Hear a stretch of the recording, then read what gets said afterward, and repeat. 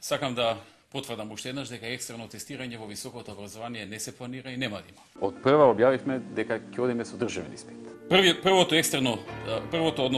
државен испит.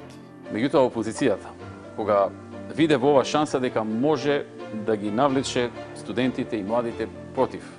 Првиот државен испит. Го смени зборот државен испит во екстерно. Првиот државен испит. Му и создаде целосна заблуда. Првиот државен испит. Освен тоа што го примив јас како писмо во кое ништо конкретно нема околу екстерното оценување. Зошто протестираат, не знам, нивна работа е, нека протестираат. Колку не го положат овој државен испит, што значи? Дали ќе може да продолжат со високото образование, да продолжат на друг факултет? Видете, прво не би го дефинирал како пречка, напротив би го дефинирал како помош на самиот студент.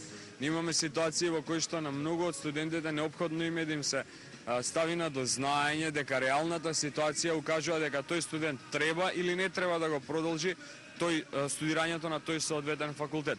Сакаме да воведуваме 2 пати во втора година, за да доколку не полага, да знае дека не може да продолжи понатаму, да не троши ни време, ни пари. Овие изјави се ваши, нели? Попо, Јан, прандете сад ви. Зошто протестираат, не знам, нивна работа е, нека протестираат, секој има право на протест. Слушаме дека во последно време меѓу студентите постои една нејаснотија околу тоа дека тие мислат дека ќе полагаат екстерно тестирање, всушност тоа представува државен испит. Поточно станува збор за вреднувањето на дипломите.